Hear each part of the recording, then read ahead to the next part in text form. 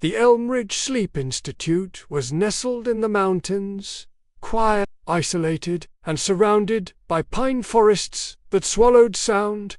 It had once been a sanatorium. Now, it was a repurposed research facility for overnight sleep studies. Daniel Marks, 34, insomniac, recently divorced, had tried everything.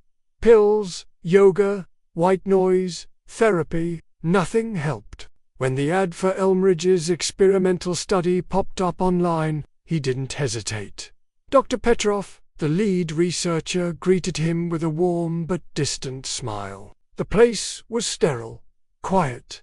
The hall smelled of bleach and dust. "You'll be in room 6, he said, glancing at the clipboard. A nurse beside him hesitated. Her smile wavered. "Just a flicker. Room 6, she asked quietly.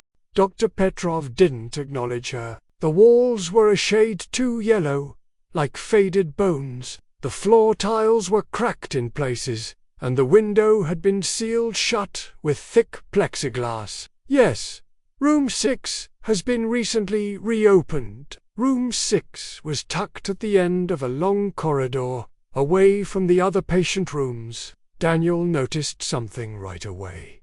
The air didn't move. No vent noise, no hum from the walls, just stillness. Too still. He set down his bag, laid on the bed, and stared at the ceiling, counting the stains, shaped like eyes. They fitted him with electrodes and breathing monitors, and told him to lie still. The lights dimmed.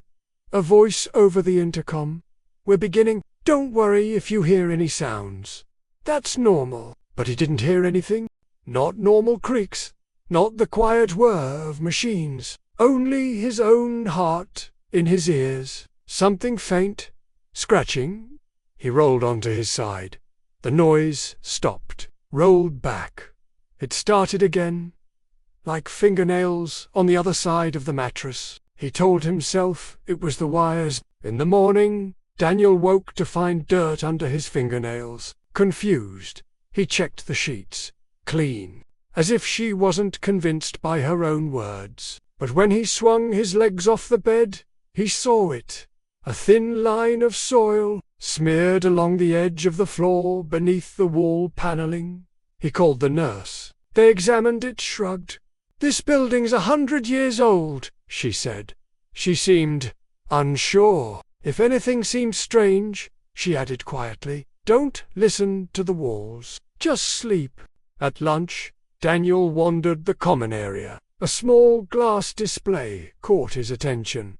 History of Elmridge Sanatorium. Photos, yellowed documents, staff lists, and one, tucked in the corner, nearly faded. Patient death. March 1957. No. 6. Respiratory failure during night observation. Room sealed until further notice.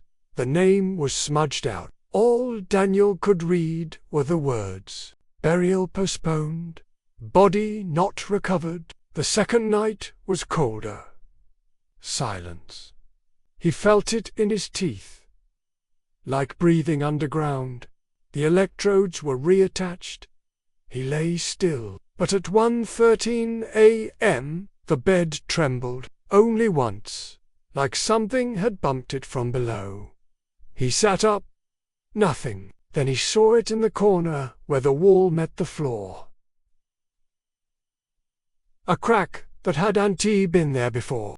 Just wide enough for air to pass through. Or sound. He pressed his ear against it. A voice, muffled, frantic. "Still here? Wake me, ... Wake me up." He shot upright, turned on the light, and froze.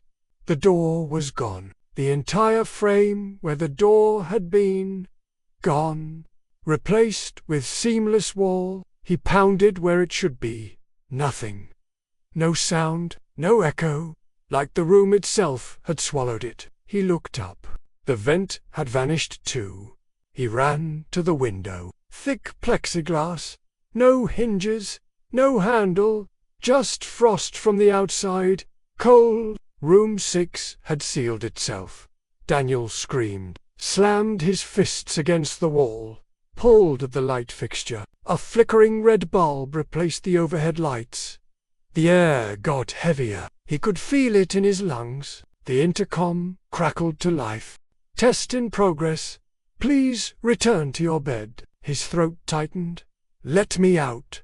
"Test in progress," the voice repeated. "Do not disturb the subject in the lower layer." "Lower layer." He froze. The voice hadn't said room, it said layer. Daniel dropped to the floor. The crack in the wall had widened. Soil now poured through it like black powder.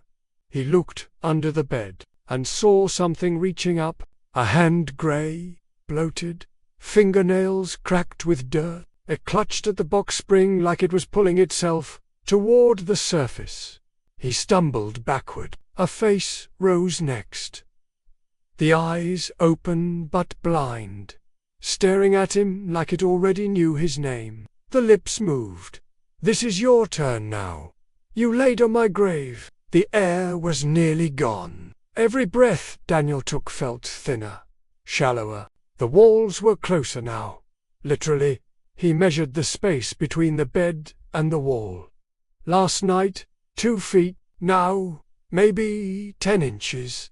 Daniel collapsed against the far wall, gasping, clutching his chest. No body, no trace, only fingernail marks etched deep into the steel bed frame. The air was too thick. Every breath was like breathing through wet cloth. The corpse under the bed had vanished. He reached for the wall and found something cold, half covered in grime. He scraped at it with trembling fingers until the words came through. Dana, it was a nameplate. Subject: L status, non-recoverable interment. Interni, his pulse thundered in his ears. Interment meant burial. Not in the ground. Faintly blue. Inside the room, the floor beneath the bed began to glow. Soft, deeper room. A square outline appeared, almost like a trapdoor or hatch he'd never seen before. He crawled closer.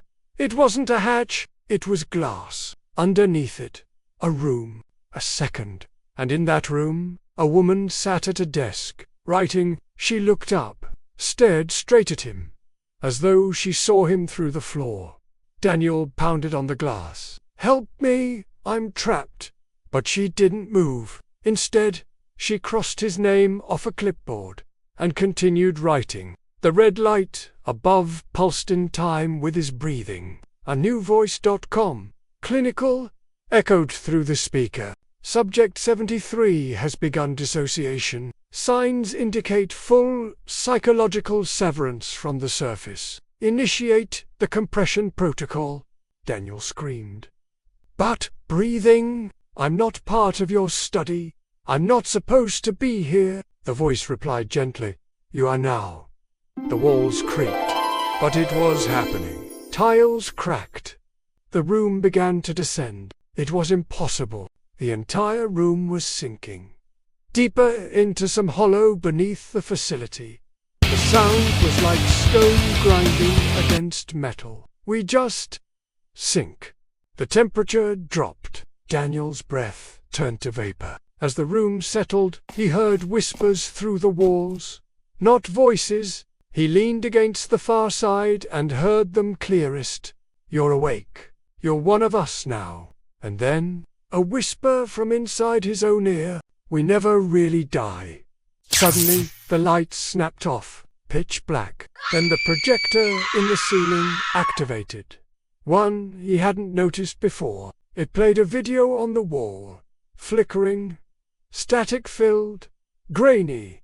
A structure that fed on identity, on belief, on confusion. It was Daniel. Footage of him entering the facility, sitting in the waiting room, eating dinner, laughing. Only the timestamps were wrong. March 1992, April 2007, October 1971. Over and over, Daniel walked through the doors. Sometimes older, sometimes younger, sometimes with a different face. The tape kept playing. In each version, room 6 awaited. In each version, someone else entered, but always with Daniel's voice. He backed away from the screen. "Dizzy, I'm not the first," he whispered. "I'm not even the only." He realized what room 6 was. A loop, a system, a trap designed to repeat. They didn't bury the dead in room 6. They buried the living until they forgot they were alive. The walls were covered in them. He hadn't noticed before, not until the light changed again. Names etched with fingers, nails, teeth, L, Dana T, Weiss H, Morales, D marks. His own name already there. Fresh. Bleeding. The scratching began again, behind the walls. And this time, Daniel understood. The scratching wasn't trying to escape. It was welcoming him in. A deep rumble. The walls quaked. Cracks split down the ceiling, and soil poured through. Black, wet, stinking of rot and iron. Something huge moved beneath the floor. A mass, shifting and dragging itself in the dark. Daniel screamed and grabbed the bed frame. Daniel had no idea how long he'd been inside room 6. There were no clocks, no windows, and now no shadows. He looked in the mirror again. His reflection blinked. But he didn't. He reached up to touch the glass. It exhaled, fogging slightly beneath his palm. From behind the mirror, something began knocking, not with fists, but with nails. Long ones. He started seeing things that weren't his. A child's drawing of a sun taped to the wall, a pair of worn slippers under the bed that fit feet smaller than his, a plastic hospital bracelet labeled L. Dana, female, age 9. But he wasn't Dana. He was Daniel, he was sure. Wasn't he? The walls pulsed faintly with warmth, like they were trying to digest who he had been. The scratching returned. But this time, it didn't stop at the walls. Fingers broke through the paint. Pale, bloodless, they groped around the edges of the outlet socket, slid through the floor cracks, and then came the faces, smeared like wet photographs across the surface of the walls. Some screamed, others simply watched. Each one whispered the same thing. You should have laid still. One night, or what he thought was night. The wall cracked open. A hallway revealed itself. Bone-white tiles, fluorescent lights flickering above. He stepped out. Silence. Each door he passed bore a number. 6A, 6B, 6C, and each door had a nameplate. Dana, Weiss, Morales, Marks. Each door whimpered as he passed. Each one was a room just like his. He realized room 6 wasn't a single place. It was a colony. At the end of the corridor, a black door. No number, no knob, just a slot for a handprint. He placed his palm on it. The door opened. Inside, walls of gears, tubes pulsing with fluid, and at the center, a chair made of teeth and wires. Sitting in it, a person-shaped thing with no eyes, no skin, only folds of dead skin stitched with hospital bands. It opened its mouth. A voice came out. Not from the mouth, but from all the speakers in all the rooms at once. Welcome back, Daniel. Your cycle has completed. Begin again. He ran past the whispering doors, back through the corridor, back into room 6, but the bed was gone. The mirror now reflected someone else. A woman this time, pale, terrified. She mouthed something. Help me, but he couldn't hear her, because he was already inside her reflection, becoming the thing behind the glass. The speaker in the ceiling clicked. New intake. Subject 74. Reassignment complete. Identity reassigned. D marks. Daniel felt a sudden rush. The walls brightened. The room cleaned itself. Someone was entering, a young man in a hospital gown, looking around, confused, sitting on the bed, exactly like Daniel had done. And Daniel now stood, invisible, behind the mirror, watching. On the other side of the wall, hundreds of voices murmured, "You are not the first. You are not the last. You are just the name Room 6 wears today." And Daniel understood now. There was no escape. There never had been. Each person who entered Room 6 became it, until someone else took their place, and time, identity, memory, all got recycled through the walls. Above the facility, the world kept turning. Doctors ran sleep tests. New patients checked in. The staff laughed in the break room.